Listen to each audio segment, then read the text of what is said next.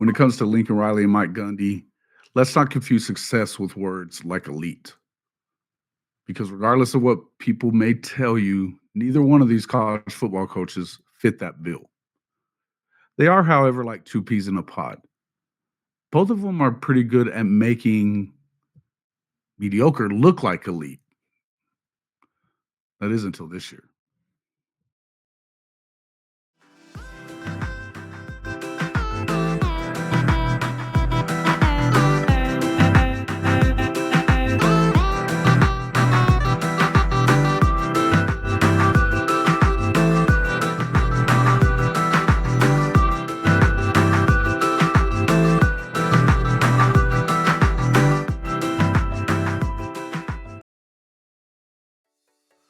Lincoln Riley and Mike Gundy came into the 2024 college football season as celebrated coaching figures poised to make a big splash in their respective new look leagues.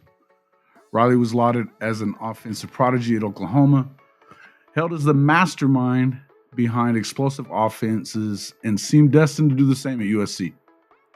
Gundy, coming into his 20th season at Oklahoma State, had crafted a borderline elite reputation with a resume boasting a conference championship, a few Big 12 division titles, and a Fiesta Bowl win in his 2011 career best season. Both appeared on the cusp of reaching even higher, but as the season winds down, each finds himself struggling through a rare losing season and an even rarer test of personal accountability.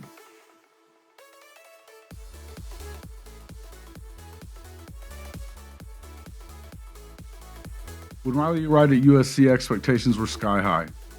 In his first season, he brought in the eventual Heisman winner Caleb Williams and led the Trojans to 11 wins, nearly capturing a playoff spot if it weren't for those pesky Utah Utes. However, Williams has moved on to the NFL now, and Riley's Trojans have limped to a 4-5 record this season coming into today after going 8-5 in year two, with Williams still at the helm.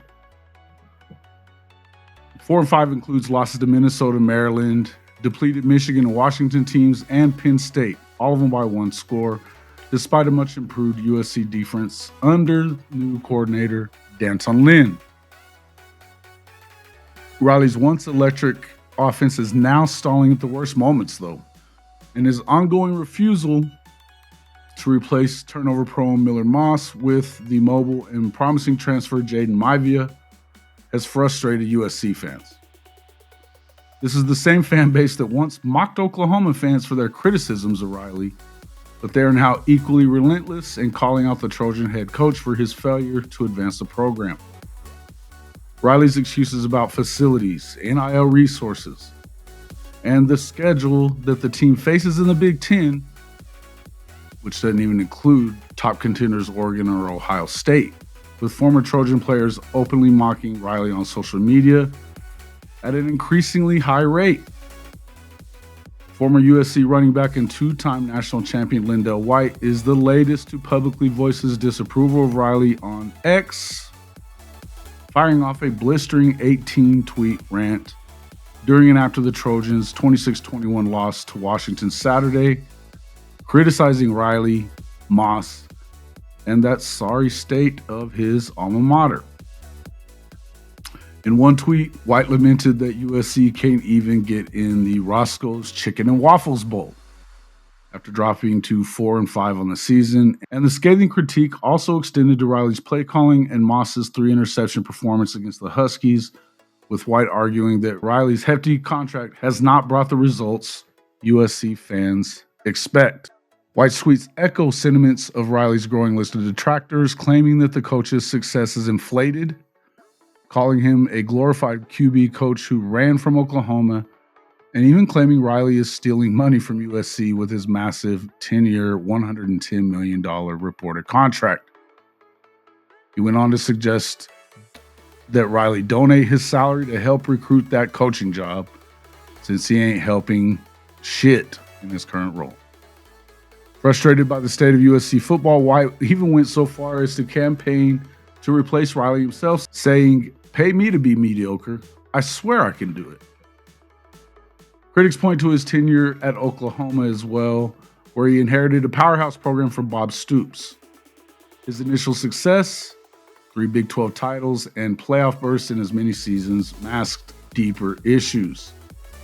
Under Lincoln, Oklahoma's defense and strength and conditioning program became notorious liabilities, and his last season saw the Sooners finish a disappointing 3rd in the Big 12, with late season losses to Baylor and Oklahoma State, leaving OU fans questioning Riley's effort to win the program's 7th straight conference title and the 5th under Riley. Rather than adapt to the changes faced by Oklahoma in an impending move to the SEC, Riley left for USC, presumably hoping for a softer path to success.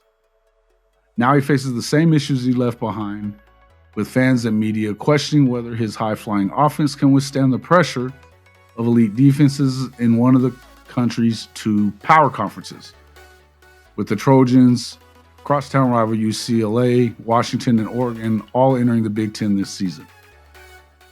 Riley's refusal to diversify his play calling was perhaps most evident in his over-reliance on star quarterback Williams during the eventual number 1 overall pick's 2 years at USC, when the coach criminally underutilized dynamic running back Marshawn Lloyd's 8 yards per rushing attempt average and instead relied on a pass-heavy scheme and Williams' ability to thrive off script.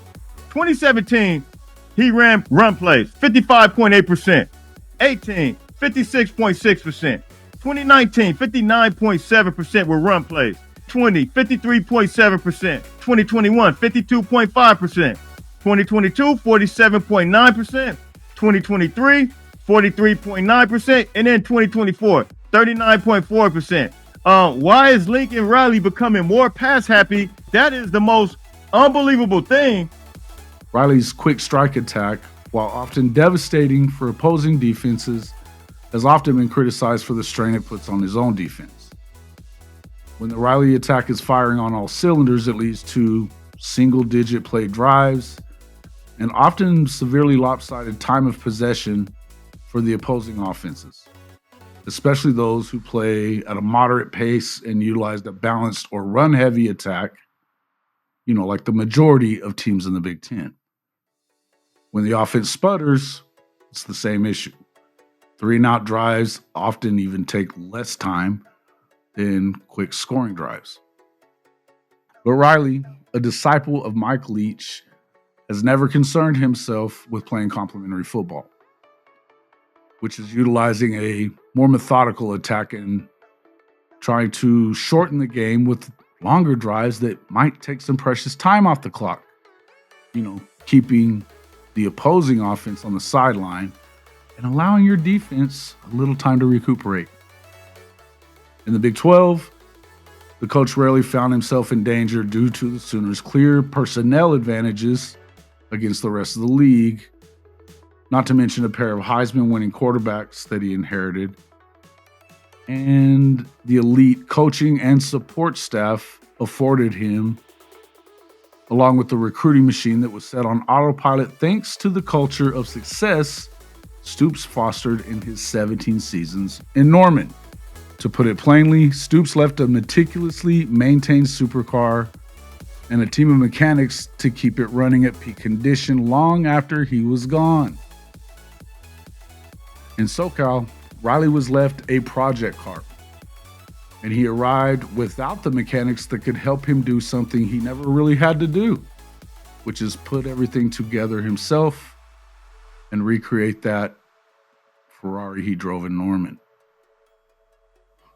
USC supporters, once thrilled by Riley's arrival, are now echoing sentiments familiar to Oklahoma fans, which is to say Riley can scheme offense and help already elite talent flourish, but he is clueless about how to promote and cultivate a program that thrives in playing complementary football. And even worse, the coach is not only failing to adapt, but he's an excuse machine who refuses to take accountability for his own failures.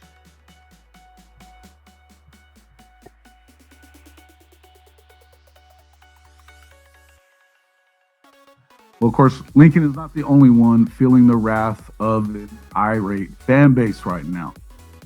And if Riley's success story is marred by excuses and strategic rigidity, Gundy's has been worn thin by complacency.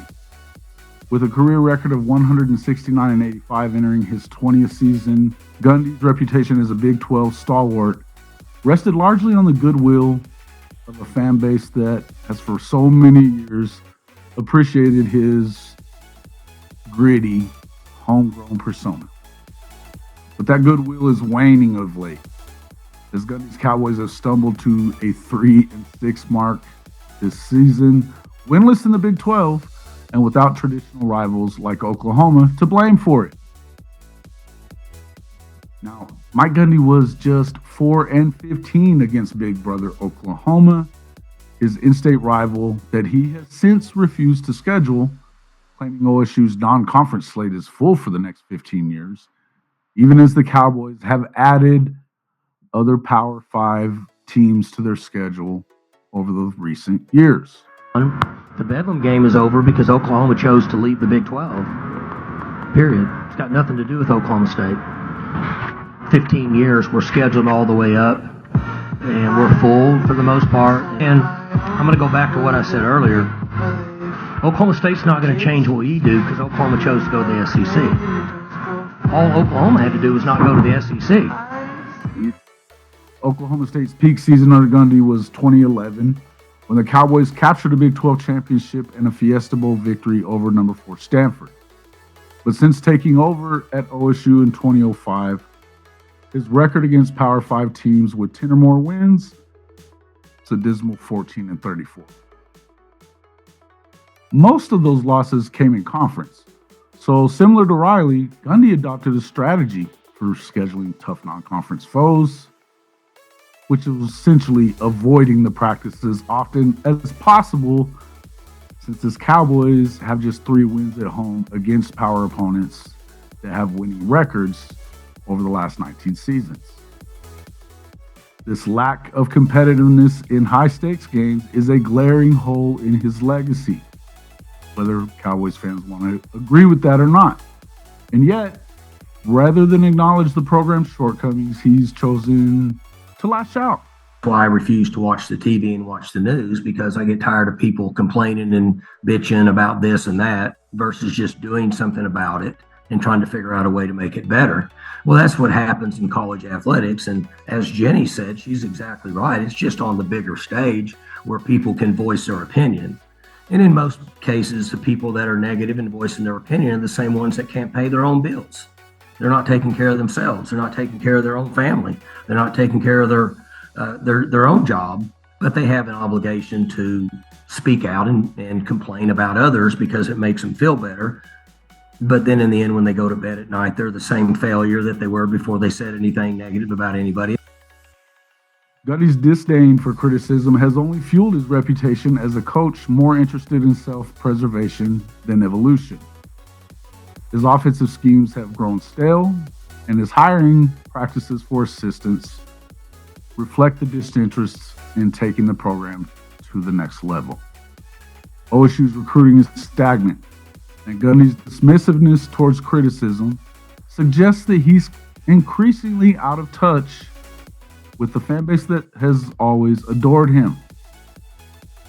Gundy's decision to criticize fans on Monday for questioning him and his staff came across poorly, especially to those who have defended him through increasing criticism in recent years. Oh, that brief 2-sentence apology on Twitter the next day, claiming he didn't intend to offend fans who have supported us and this program through the years, failed to resonate with many.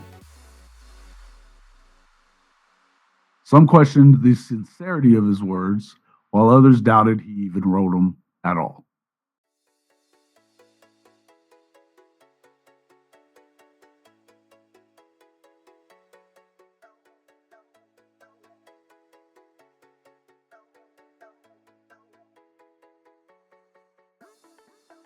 Hey, let's face it, the absence of accountability is the Achilles heel that has exposed the fatal flaws of Lincoln Riley and Mike Gundy as coaches. Their hubris in refusing to confront shortcomings, instead attempting to blame everyone and everything but themselves, has laid bare the myths of their status as two of college football's supposedly elite. Their failure to compete with the sport's top programs is no longer just an anomaly. It's a reflection of where they truly stand in the coaching fraternity. Both Riley and Gundy have shown the ability to leverage inherent advantages and thrive within them, but their successes have been built on circumstances rather than their own brilliance. For instance, Riley was handed the keys to the Oklahoma Ferrari at a time when Bob Stoops had meticulously tuned the program to attract talent and establish a culture of excellence. This made it relatively easy for Riley, a first-time head coach who stepped into a ready-made machine and enjoyed immediate success without really having to build it from the ground up. His offenses were explosive, but the real heavy lifting, establishing a sustained winner, had already been done for him. Gundy, meanwhile, built a respectable program at Oklahoma State by leveraging his coaching acumen and, more importantly, his personality, aligning with the deep pockets of billionaire donor Boone Pickens. This combination raised the expectations for OSU football, bringing it up from the Big 12 basement to a level of consistency rarely seen in Stillwater. But again, let us not confuse respectable with the word elite. Gundy's accomplishments, impressive as they may seem within the context of OSU's history, were built against a low bar. The Cowboy program was always compared to a bigger, stronger, and more consistent Oklahoma. Much of Gundy's success was aided by a carefully crafted narrative. He was the coach who did more with less. And Gundy's ability to manipulate his non-conference schedule, avoiding those tough opponents and picking favorable matchups, enabled him to keep the program ranked just highly enough to regularly finish near the top of a Big 12 conference that was shrinking in both size and national prestige. But for all the smoke and mirrors, Gundy's program never reached the peak. The Cowboys won just that one conference championship in his tenure, and that came in the season when the conference as a whole was at a low ebb. What Gundy never truly addressed was his consistent failure to beat Oklahoma or Texas, and instead of conducting the necessary self-reflection, he developed a sharp ability to point the blame elsewhere, at rivals, media, and more recently OSU fans. His refusal to assess his own weaknesses, particularly in terms of recruiting development and coaching adjustments, has prevented him from taking the necessary steps to elevate that program beyond mediocrity. Now, with OU no longer a member of the Big 12 and the Cowboys expected to take on a more prominent role in a conference still searching for its identity, Gundy can no longer hide behind excuses. And as his team falters this season, it's clear that the reputation Gundy carefully constructed for himself, it's unraveling. In reality, both Oklahoma State and USC must demand more from Gundy and Lincoln Riley, insisting that these coaches, or perhaps new ones, are fully accountable for both success and failure in their programs.